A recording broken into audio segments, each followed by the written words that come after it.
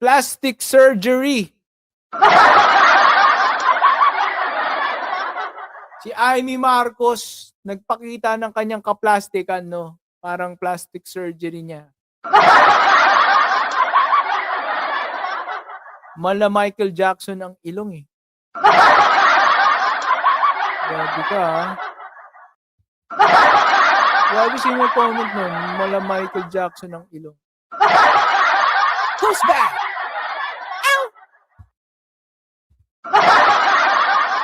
Ow! Tingnan natin ha. Ginagawang katatawanan ni Amy Marcos itong mga sakit ng kanyang kapatid, no? Kawalang yaan na, guys. Kawalang yaan na. Panoorin po natin. Ayan na nga ang sinasabi ko. Ayan, nagkasakit na nga si Bongbong, pambihira talaga. Wala kasing nag-aalaga sa kanya. Sino ba dyan sa nakapaligid sa palasyo, sa dinami-dami ninyo, ang talagang nagmamahal sa kapatid ko? Yan lang ang tanong ko, no? Ang health niya, ang bibigay. Talaga naman. Kanya-kanyang agenda kayo dyan. Wala naman umaasikaso sa kanya. Kaya kung ako sa kanya, pangalagaan muna niya ang sarili niya. Magpalakas siya. Ayan.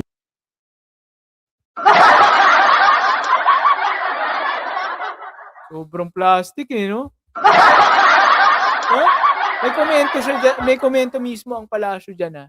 Pero ito muna, panoorin muna natin. Hindi ko pa nga ito napanood ng buo eh, kasi napaplastikan ako kay Senator Amy. Dati guys, nakasama ko pa yan, ha? Kami yung mga sumusunod-sunod pa dyan. Pero ngayon, wala na. Wala na akong pagkabilib dito. Wala na. Wala. Panoorin natin. Talikuran na niya, lahat ng nakapaligid dyan sa palasyo, panggulo lang yan, wala sa kanila ang talagang nagmamahal sa kanya. At ayan, habang may sakit siya, kung ano-ano namang ginagawa nitong mga feeling presidente. Naku! Feeling presidente? Sino kaya pinapatamaan niya feeling presidente? Baka si ano? Baka Secretary John Vic, no? Sino pa ba? Hula nga kayo, sino ang pinapatamaan niya na feeling presidente?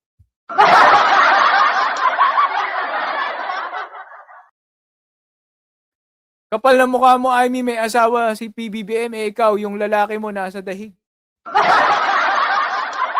Uy, chismis yun ha? Totoo ba? Naging sila ba?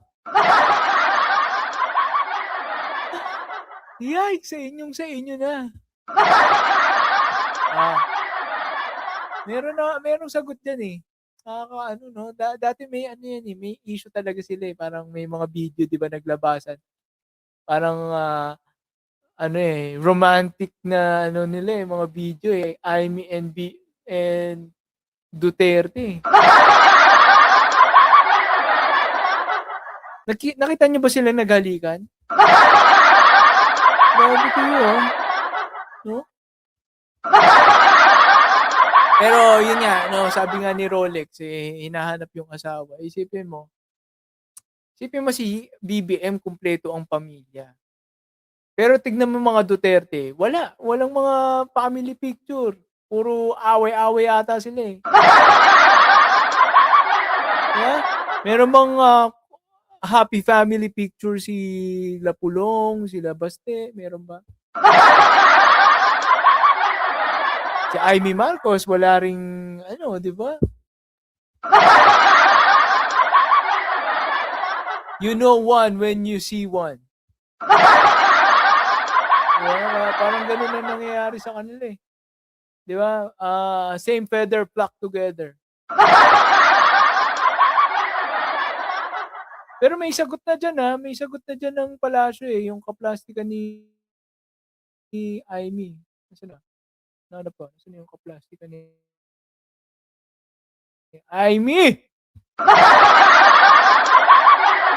Tupperware! Isang Tupperware na nagsasalita. Itong si Amy Marcos. Nasaan na yun? Merong sagot eh. Where is that? Hanapin ko ah. Huwag gawing biro. Ay, meron. Alam ko meron yan. Excuse me po. Baka nasa cellphone. Where is my phone? Where is my other phone?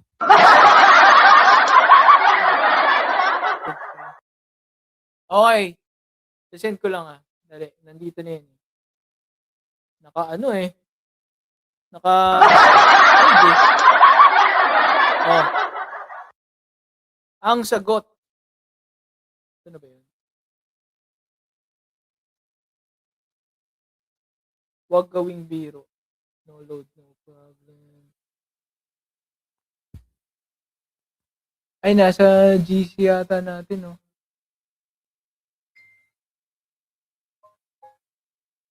Ano ba yun? Ah, ito pala, meron nga. Sorry. GC na pala. Alright, remove ko to ah. Ito yung sagot ng ni Undersecretary Yusek Claire Castro. Ayan. Oh, anong sinabi? Wag magpaka-plastic. Lakayan natin. Ayan. Oh, anong sabi? Yusek Claire Castro? Ayan, Communications Undersecretary Claire Castro, ano pong sinabi sa sagot kay Amy Marcos? Huwag natin gawing biro ang kalusugan ng Pangulo. Huwag maging komedyante o payaso sa pagbibigay ng payo. Totoong puso at pagkalinga ang kailangan ng isang tao na may pinagdaanang karamdaman.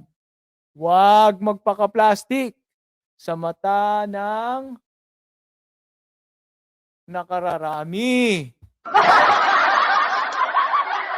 Alam mo yun, yung parang cloud chaser na lang si Senator Amy, no?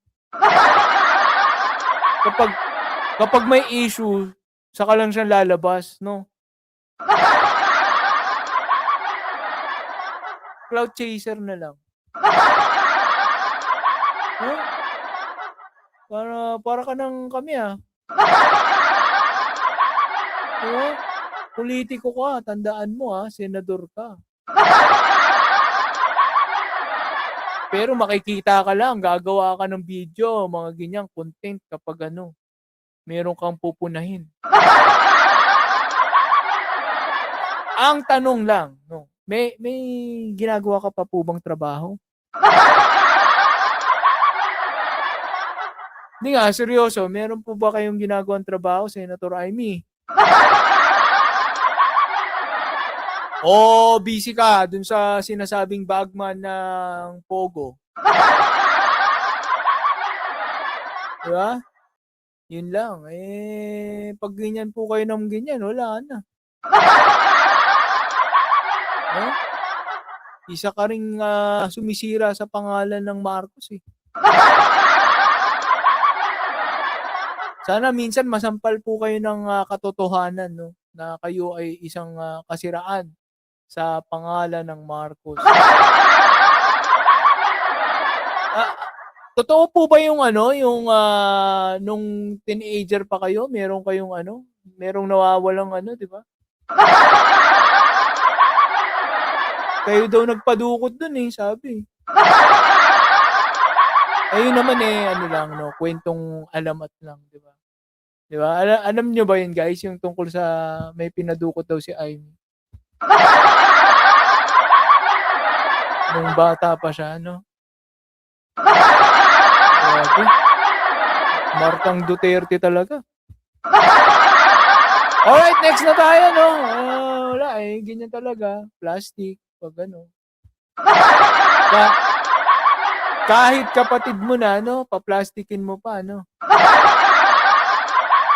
Wala talaga. Sorry, Senator Amy, no? Nawala na bilib ko po sa inyo. Diba, ang daming ano, wala daw nag-aalaga kay President, no? Sana magpagaling si President Bongbong Marcos para tuloy-tuloy, no, na mabwisit ang mga Duterte, mga DDS.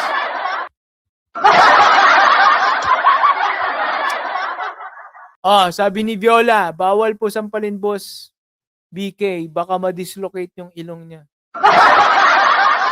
Who's that? Michael Jackson, no? No? Yeah. You are not alone. I am here with you. I'm far away.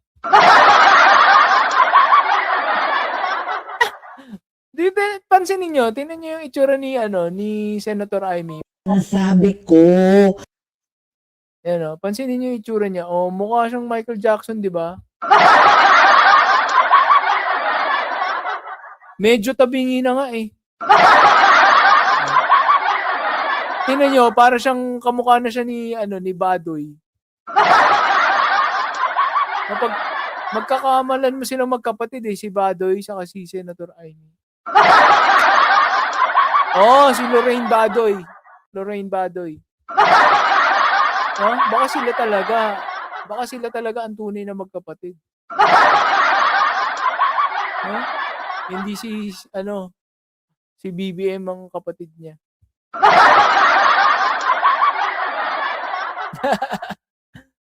Ayan Viola, ayan. Bad ka, Ate Chaychar. Parang naipit yung ilong. Grabe ganyan eh. Ayaw naman natin siyang di ba, yung aasarin lang, bobulihin. Pero, ganun siya eh. Kung respect begets respect, ito naman, di ba? Bully respects bully.